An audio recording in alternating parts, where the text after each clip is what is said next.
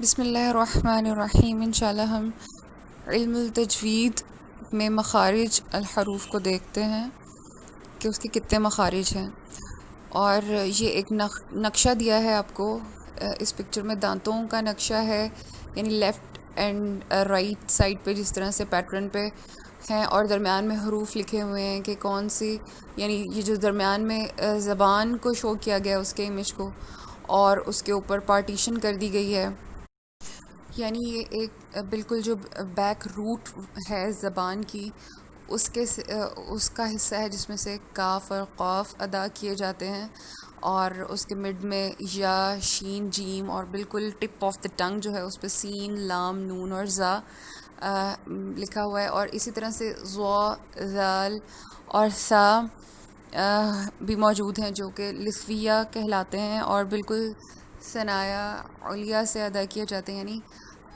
اوپر والے جو فرسٹ دو دانت ہیں، علیہ کا مطلب یعنی جسے ہم اردو میں بھی عالی شان بھی کہتے ہیں، یعنی عالی کا مطلب زیادہ بلند، یعنی اوپر والے، اس کے سرے سے جو زبان کی نوک اور ثنایا علیہ سے ادا کیے جاتے ہیں، ضا، ذال اور سا، جن کو کہ حروف لسویہ بھی کہا جاتا ہے، اس کے بارے میں بتایا گیا ہے۔ اسی طرح سے قا، دال اور تا حروف نطعیہ ہیں، اور یہ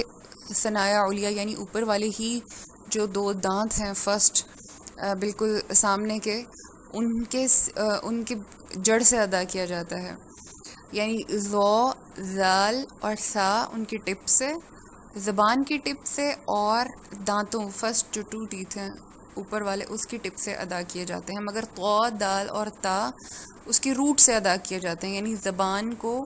اوپر والے دو دانت کی روٹ یعنی اندر والی سائڈ سے ٹچ کریں گے تو پھر یہ بنتے ہیں۔ اس کے علاوہ مزید اس کے بالکل ساتھ ہی قا، دال اور تا کے بالکل ساتھ آپ دیکھیں پیچھے کی طرف صاد، سین اور زا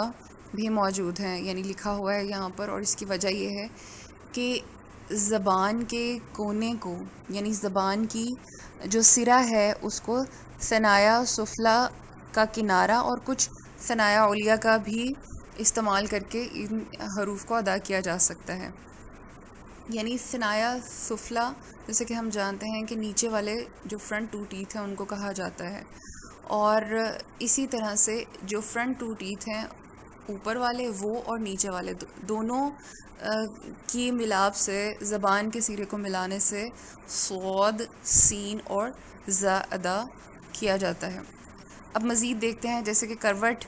یہاں پر زبان کی کروٹ یعنی جو دانتوں کے ساتھ ساتھ حصہ ہے اس پہ ضاد آپ لکھا ہوا دیکھ رہے ہیں، اور یہ دائیں یا بائیں دونوں طرف کی جو داڑیں ہیں، پانچ اوپر کی جو پانچ داڑیں ہیں اس سے ملنے سے یہ ادا کیا جاتا ہے زبان کے کونے، اس لیے اس کو حافیہ حروف بھی کہا جاتا ہے، حافیہ حروف، کیونکہ حافیہ کہتے ہیں زبان کی جو کروٹ ہے، یعنی اس کے بالکل سائڈ جو ہے جہاں پر یہ لکھے ہوئے ہیں وہی سائڈ کو حافیہ کہا جاتا ہے زبان کا، اور یہ دائیں یا بائیں پانچ جو داڑیں ہیں ان کے ساتھ ٹچ کر کے اس کو اوپر والے حصے سے ادا کیا جاتا ہے۔ اس کے ساتھ ہی یہاں پر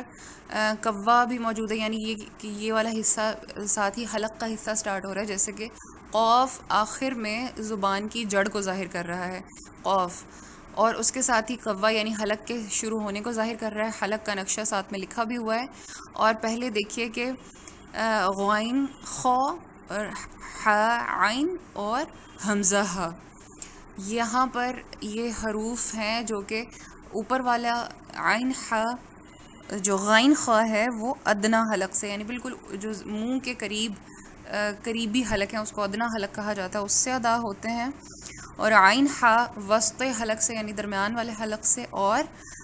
حمزہ ہا اقصی الحلق یعنی حلق کے دور کے حصے سے، اور با، میم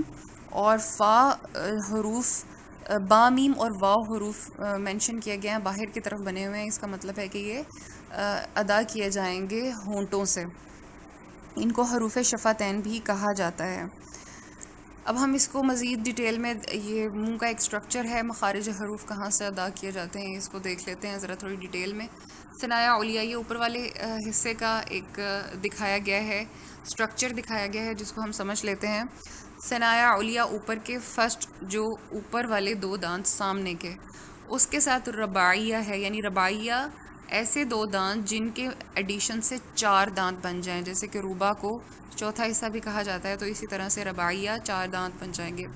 اس کے ساتھ جو ففتھ ٹیتھ ہے جو کہ نوکیلا ہوتا ہے، اس کو ناب یا انیاب بھی کہا جاتا ہے، انیاب بھی کہا جاتا ہے اور ناب بھی کہا جاتا ہے۔ اس کو یاد رکھیے کہ یہ نوکیلا ہوتا ہے، یہ ففتھ بنتا ہے۔ اس کے علاوہ آگے سے داڑیں یعنی ادراس شروع ہو جاتا ہے، لیفٹ اور رائٹ دونوں سائڈ پہ، اور نچلے حصے میں بھی، جیسے کہ یہاں پر بھی اوپر اور نیچے دونوں کا حصہ دکھایا گیا ہے۔ اب ہم دیکھتے ہیں کہ داڑھوں میں بھی جو سب سے پہلی داڑھ ہے اس کو ضاحکہ کہا جاتا ہے، جو کہ ضاحک کا مطلب ہوتا ہے ہنسنا، یعنی جب ہم ایک اسمائل دیتے ہیں تو سب سے پہلے یہ والی داڑھ نظر آتی ہے، اس لیے اس کو ضاحکہ کہا جاتا ہے۔ پھر مزید اس میں طواحن آ جاتی ہیں، اور لاسٹ پہ جو ہے وہ ہے ناجز۔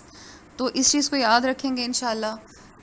یہ تمام ایک سٹرکچر ہے اوپر کا بھی اور نیچے کا بھی، اس سٹرکچر کو اچھے سے ذہن میں رکھیں گے تو انشاءاللہ جو زبان کی موومنٹس ہیں اس کے بارے میں بہترین سے سمجھ پائیں گے کہ کون سے والے حصے سے زبان کا کون سا حصہ ٹچ کرنے سے کون سا مخرج حاصل کیا جا سکتا ہے۔ اب یہاں ثنایا جیسے کہ ہم پہلے بھی دیکھ چکے، سامنے والے اوپر والے دو دانت ثنایا سفلا، اور ثنایا علیہ کو بھی ہم دیکھ چکے، سفلا نیچے کے 2 دانت اور علیہ اوپر کے 2 دانت۔ رباعی دائیں بائیں اوپر نیچے کے جب 4 دانت گنتی کے پورے ہو جائیں تو اس کو رباعی کہا جاتا ہے۔ انیاب یا پھر ناب، یہ رباعی کے دائیں اور بائیں اوپر نیچے موجود ہوتے ہیں 5 نمبر پہ، نوکدار 4 دانت، یعنی اوپر نیچے کے ملا کے بھی 4 بنیں گے۔ ضواحک ہے انیاب کے دائیں بائیں، جو نوکیلا ہے یعنی ناب ہے اس کے دائیں بائیں اوپر نیچے کی 4 داڑیں ضواحک ہیں، جیسے کہ اسمائل والی ضاحکہ پہلے بیان ہو چکی ہے۔ اور طواحن ہے ضواحک یعنی ضاحکہ کے دائیں بائیں اوپر اور نیچے 12 داڑھیں، یعنی ہر جانب 3 داڑھیں۔ اس چیز کو بھی ذہن میں رکھیں کیونکہ ہم پہلے بھی اس کا سٹرکچر باقاعدہ پکچر سے سمجھ چکے ہیں۔ اس کے بعد آتی ہے واجد، اور اس میں طواحن کے دائیں بائیں اوپر نیچے آخری 4 داڑھیں جن کا ذکر کیا گیا ہے وہ ہے ناجد یعنی نواجز، ناجز، اور جب اس کی جمع ہوگی تو وہ نواجز ہوں گی۔ اور ادراس تمام داڑھوں کا مجموعہ جس کی واحد درس ہے، یعنی ادراس جیسے کہ ہم پہلے سٹرکچر بھی جب آپ نے دیکھا اس کا تو آپ کو سمجھ گئے ہیں اس کو۔ اب ہم جوف دہن کو دیکھتے ہیں، یعنی منہ کے اندر کا جو خلا ہے، جو جوف ہے خالی حصہ، اس کو جوف کہا جاتا ہے۔ اقصی الحلق، یہاں پر حلق کی بات شروع ہو چکی ہے، جو سب سے نیچے کا دور کا سینے کے قریب کا حلق ہوتا ہے اس کو اقصی الحلق کہتے ہیں، جیسے کہ اقصی کا مطلب بھی دور ہی ہے۔ ادنا حلق وہ ہے جو منہ کے سب سے قریب کا حلق ہے، کیونکہ منہ سے الفاظ ادا کیے جاتے ہیں، اور ہم کیونکہ یہاں پر پروننسیشن کے بارے میں، درست تجوید کی اور یعنی الفاظ کی ادائیگی کے بارے میں پڑھ رہے ہیں، تو ہم منہ کے تعلق سے ہی ہر چیز کا تعین کریں گے، اس کی پلیس کا کہ وہ کہاں پر ہے۔ تو منہ کے حساب سے ادنا حلق منہ کے قریب کا، یعنی کوے کے بالکل پاس منہ کے قریب والا حصہ کنارہ حلق کا، وہ ادنا حلق ہے۔ اور وسط حلق جیسے کہ وسط نام سے ہی ظاہر ہو رہا ہے، درمیانہ حصہ، اقصی اور ادنا کے درمیان کا حصہ وسط حلق ہے۔ لحات کہتے ہیں گلے کا کوا، یعنی جو بالکل ادنا حلق یعنی جہاں سے حلق سٹارٹ ہوتا ہے اس کے بالکل ساتھ کا جو جڑا ہوا حصہ ہوتا ہے اسے لحات کہا جاتا ہے۔ حافہ زبان کا دائیں یا بائیں جانب والا وہ کنارہ جو داڑھوں کے سامنے ہے، یعنی جو ہم پہلے بھی جب ہم نے پکچر کو ڈسکرائب کیا تو تب ہم اس کو دیکھ چکے ہیں کہ حافہ کس کو کہا جاتا ہے۔ ادنا حافہ زبان کا وہ حصہ جو ضواحک کو لگے، یعنی ضاحکہ کی جمع ضواحک ہے۔ ضاحکہ وہ جس پہ جیسے میں نے آپ کو بتایا تھا کہ اسمائل کرتے ہوئے جو پہلی داڑھ نظر آتی ہے لیفٹ رائٹ اوپر اور نیچے دونوں کی، تو وہ اس کو ضاحکہ کہا جاتا ہے۔ اسی طرح سے خیشوم ہے، اور خیشوم یعنی ناک کی جڑ سے ادا کیے جانے والے، غنہ کر کے ادا کیے جانے والے حروف، یعنی جن کی آواز ناک میں جاتی ہے، غنہ کرتے ہیں۔ اب ہم مخارج الحروف کو دیکھتے ہیں. سب سے پہلے حروف مدہ کو ہم پڑھ لیتے ہیں. حروف مدہ جوف دہن سے ادا کیے جاتے ہیں، یعنی خلا سے. جیسے کہ نیچے یہاں پر مینشن کیا ہوا ہے الالف المدیہ اور الواو المدیہ اور الجاء المدیہ، یعنی الف، واو اور یا، یہ 3 حروف ہیں جو کہ حروف مدہ ہیں اور جو کہ جوف دہن یعنی خالی حصے سے ادا کیے جاتے ہیں. نیکسٹ مخرج ہے اقصی الحلق سے حمزہ اور ہا ادا کیا جاتا ہے. بالکل جو بیس ہے، اور یہاں پر آپ دیکھ بھی رہے ہیں ایرو بھی بنا ہوا ہے، اس سے آپ کو زیادہ اچھے سے سمجھ آ جائے گی کہ آپ نے کس طرح سے سینے سے ہوا نکالتے ہوئے گلے سے بالکل بیس سے حلق سے اس کو ادا کرنا ہے. حمزہ ہا اور عین ہا وسط حلق سے ہوگا، اور اس کی نشاندہی بھی کی گئی ہے کہ جہاں پر قوا ہے اس کے بالکل تھوڑا سا نیچے کی سائڈ پر عین اور ہا ادا کیا جائے گا وسط حلق سے، اور ادنا حلق سے غائن اور خا، جیسے کہ پکچر میں بھی ہم دیکھ چکے ہیں. اب ہم لحاظ دیکھتے ہیں مخارج الحروف میں. قاف اور کاف. قاف قوے کے بالکل سٹارٹنگ میں جو سافٹ سی جگہ ہوتی ہے وہاں سے ادا کیا جاتا ہے، اور اس کو زبان کی بالکل جڑ کے ساتھ اوپر والی جڑ کو جوڑ دیا جاتا ہے، یعنی تالو کے ساتھ جوڑ دیا جاتا ہے قاف کو. اور کاف ادا کرتے ہوئے اس کو بالکل قاف کی نسبت تھوڑا سا آگے والے مقام سے ادا کیا جاتا ہے. اس کا یہ مخرج اور اس کو لحاتیہ حروف بھی کہا جاتا ہے. قاف اور کاف میں زبان کی جو بالکل اندر کی جڑ ہے اس کو جو قوے کی جڑ ہے اس سے جوڑا جاتا ہے، اور اس میں تھوڑا سا فرق ہے جو کہ پکچر میں بھی واضح ہو گیا ہے. مخارج الحروف میں ہم دیکھتے ہیں جیم، شین اور یا. مخرج جیم، شین اور یا، ان کو حروف شجریہ بھی کہا جاتا ہے، اور یہ زبان کا درمیانی حصہ اور اس کے اوپر بالکل تالو، یعنی درمیانی حصہ اور اوپر کا تالو مل کے یہ ادا کیے جاتے ہیں، یہ والے حروف جیم، شین اور یا.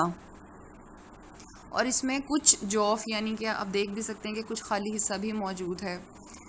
ان کو ادا کرتے ہوئے. اب ہم نیکسٹ دیکھتے ہیں مخارج، اور وہ نیکسٹ ہیں ضاد. ضاد دیکھ رہے ہیں کہ حافہ اللسان سے ادا کیا جا رہا ہے، اور یہاں پر ایک سائڈ پہ ایک سٹرکچر بھی دیا گیا ہے اطراس سے علیا کا، جو کہ پرپل کلر کے نشان بھی ہیں، اور ہمیں پتہ چل رہا ہے کہ وہ داڑھوں کی بات کی جا رہی ہے. یعنی ان داڑھوں کے ساتھ جب زبان کی کروٹیں زبان کے حافیہ ٹچ ہوتا ہے، یعنی دائیں اور بائیں کارنرز ٹچ ہوتے ہیں داڑھوں کے ساتھ، تو پھر یہ آواز پروڈیوس ہوتی ہے. اور یہ دال کی طرح نہیں بولی جاتی، اس کو دال سے مختلف طریقے سے ادا کیا جاتا ہے. اس چیز کا خاص خیال رکھیں گے. اور ضاد کو تھوڑا گول کر کے ادا کیا جاتا ہے. اس کے بعد آتے ہیں حروف طرفیہ لام، نون اور را. اس مخرج میں جیسے کہ ہم دیکھ بھی رہے ہیں پکچر میں کہ آواز ناک کی طرف سے ہو کے خلا سے، یعنی ناک کی ہڈی اور خلا سے نکالی جا رہی ہے، نون. اور زبان کا کنارہ کچھ حصہ حافیہ اور حافہ جب ثناء یا رباعی اور انیاب کے مسوڑوں سے کسی قدر تالو کی طرف مائل ہو کر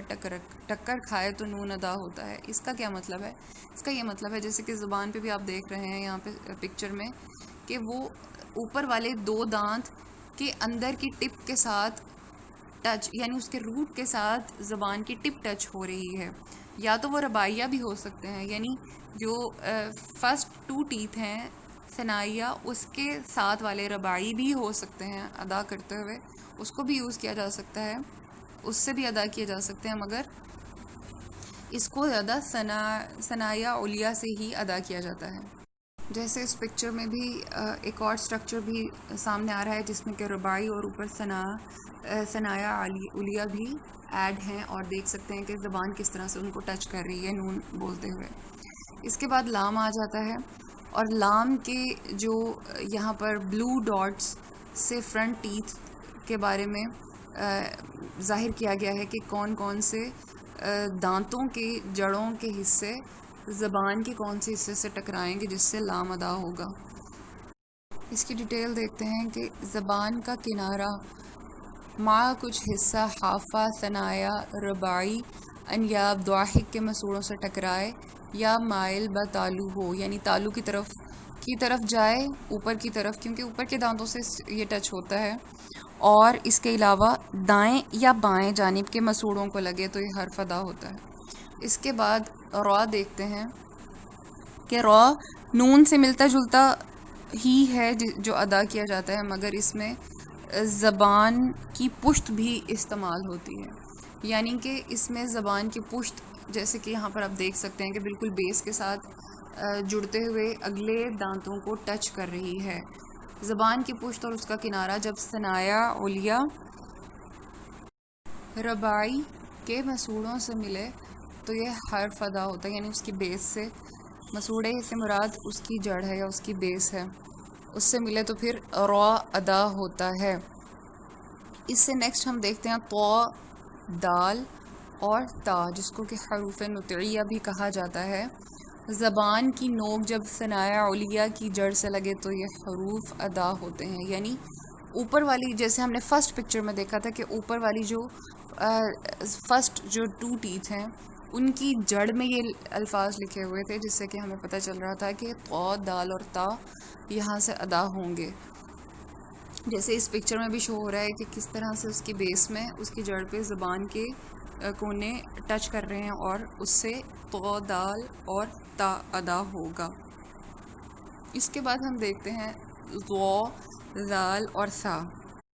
ذو، ذال اور سا کو ٹپ آف دا ٹنگ، یعنی زبان کے جو کونے ہیں اس کو ثنایا علیہ کے جو ٹپ ہے، یعنی اس کے بالکل دانتوں کا جو اینڈ ہے، جڑ سے نکل کے باہر کی طرف، جڑ کی ہم یہاں بات نہیں کر رہے بلکہ اس کے کونے، دانت کے کونے کی بات کر رہے ہیں۔ زبان کی نوک جب ثنایا علیہ کے کنارے سے ملے تو یہ حروف ادا ہوتے ہیں، جن کو کہ حروف لثویہ بھی کہا جاتا ہے۔ ذو، ذال اور سا تینوں ہی نرمی سے ادا کیے جاتے ہیں۔ اس کے علاوہ اب نیکسٹ آتے ہیں صاد، زا اور سین۔ یہ سیٹی والے سیٹی کی آواز اس میں نکلتی ہے، جس کی وجہ سے اس کو حروف صفریہ بھی کہا جاتا ہے۔ زبان کی نوک جب ثنایا سفلا، سفلا کو ہم جانتے ہیں کہ پہلے بالکل سامنے کے 2 دانت مگر وہ نیچے کے، اس کے کنارے سے ٹکرانے کے ساتھ ثنایا علیہ سے بھی لگے تو اس سے یہ حروف ادا ہوتے ہیں، یعنی زبان اوپر کے